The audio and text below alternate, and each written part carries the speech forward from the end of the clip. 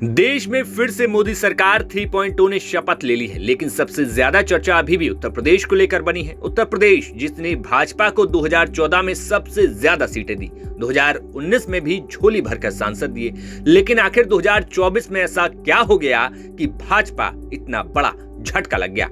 देखा जाए तो यूपी की राजनीति में जातीय समीकरण का ढांचा हमेशा से मजबूत रहा है।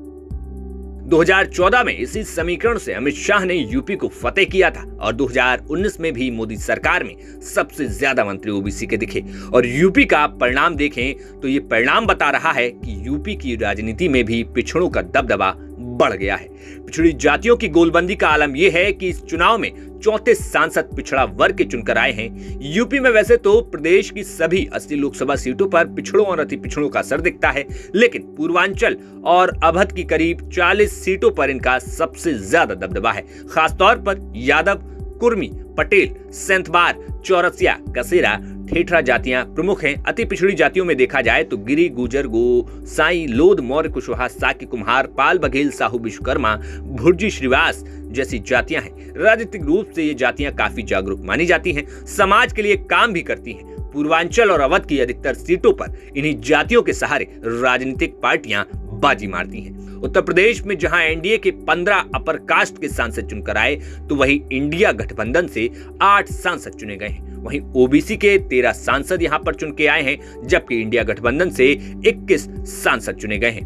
रामकृपाल सिंह का कहना है कि अखिलेश यादव ने ज्यादा टिकट ओबीसी उम्मीदवारों को दिए और अपनी बिरादरी के लोगों को उन्होंने कम टिकट दिए। साथ ही वो मतदाताओं को ये बताने में कामयाब रहे कि अगर मोदी वापस आए तो बाबा साहब अंबेडकर का संविधान बदल देंगे, इसलिए पिछड़ों और दलितों का एक हिस्सा भी उनकी तरफ चला गया।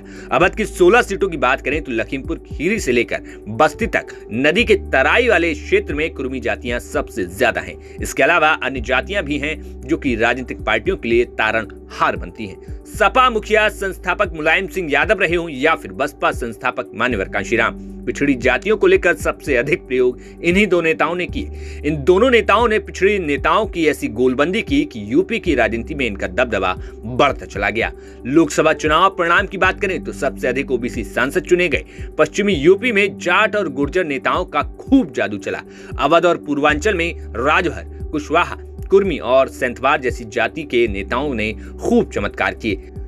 अगर समीकरणों को इस बार देखें तो 2024 में ओबीसी के 34 सांसद चुने गए, दलित समुदाय से 18 सांसद चुनकर पहुंचे, तो वहीं ब्राह्मण 11, क्षत्रिय 7, भूमिहार 2 सांसद, वैश्य से 3 सांसद और 5 मुस्लिम सांसद चुनकर पहुंचे हैं। राजनीतिक विश्लेषकों को देखें तो उत्तर प्रदेश में जिस जाति समीकरण को संभालकर अमित शाह ने यूपी फतेह कर डाला था, अब उसी जाति समीकरण की बदौलत अखिलेश ने वो करिश्मा कर दिखाया जो कभी मुलायम सिंह यादव भी नहीं कर पाए थे। जी हां, सपा ने 2024 में 36 सांसद जिता डाले, जिसके बाद यूपी में जातीय समीकरण भी अब बदल गए हैं। फिलहाल 2024 के बाद अगले चुनाव में इन रिजल्ट्स का क्या कुछ असर होता है, ये हम आपको जरूर बताएंगे। आपका इस खबर पर क्या कुछ कहना है, हमें कमेंट बॉक्स में जरूर बताइए। Bureau report, news nation.